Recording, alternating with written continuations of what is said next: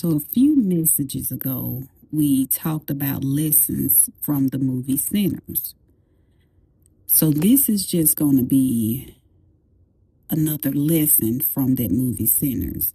On that lesson, we talked about how the twins, how the enemy will hijack, those that are closest to you. They will hijack your family, your friends, and those that are in your inner circle. And he does that because when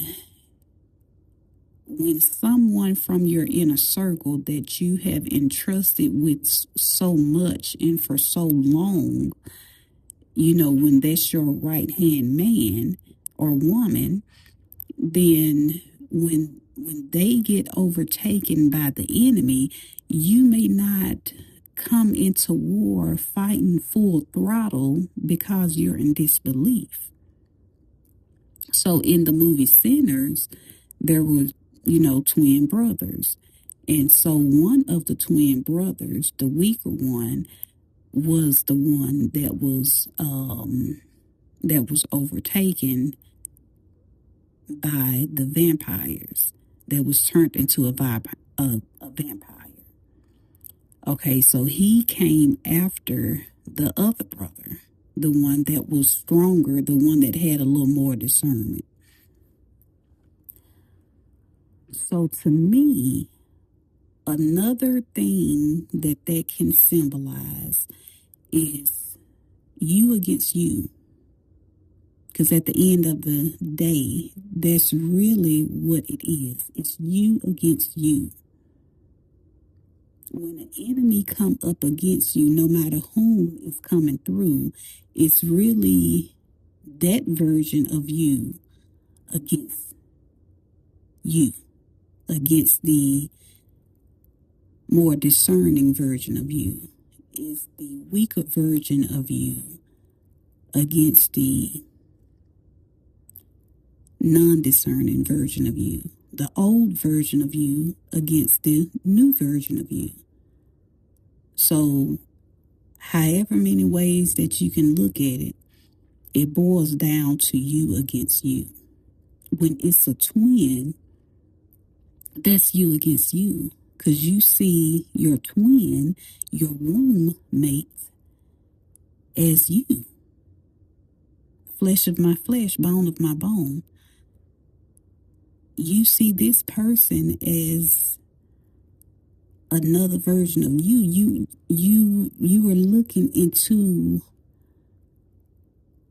your face. You're looking into your eyes. That's your nose that you're looking at. So that's basically you against you. And now you have to kill one version of you in order for you to survive. How can this be? I wouldn't come up against myself. I wouldn't fight myself. I wouldn't go up against war with myself.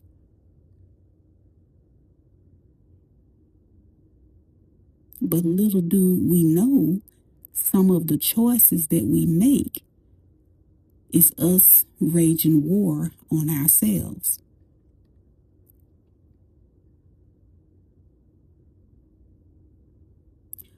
When we make choices that are contradictory to what our desires are, we are waging war on ourselves. We are allowing the lower version, the unhealed version of ourselves, the old version of ourselves, we are giving that the upper hand on the higher version, the healed version, the new version of ourselves. We are putting the higher version, the healed version, and the new version at a disadvantage.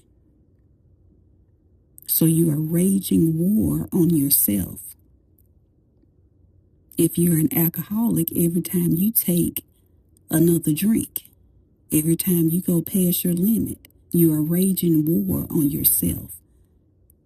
You are putting your higher self, your healed self, your new self at a disadvantage.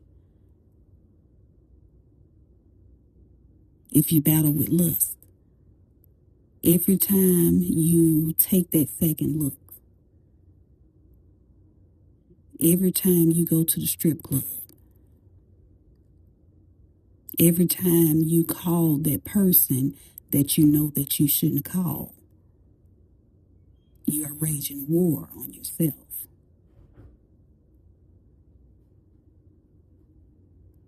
Every time you succumb to that toxic relationship, every time you go back or you allow them back into your life, you are waging war on yourself.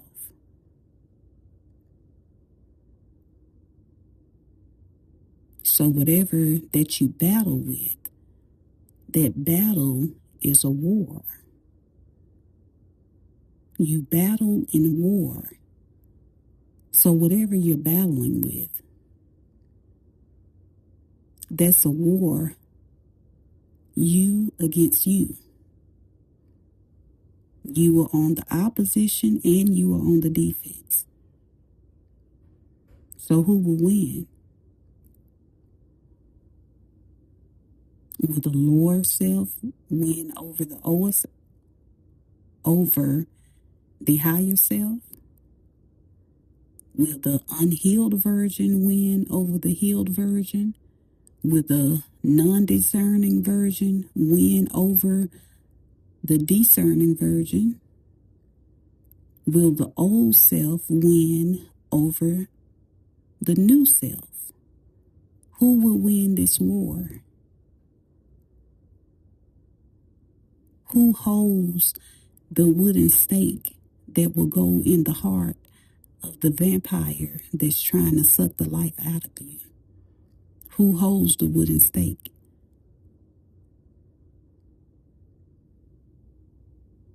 Who will deem to be more powerful in the end?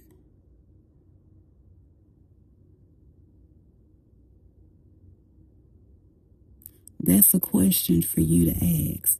But to me, that's what I get. That's another take from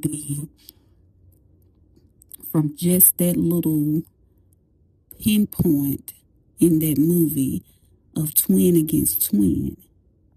It's you against you at the end of the day. When you boil it all down, when you sum it all up, it's you against you. But which version of you will win this war? That's for you to decide.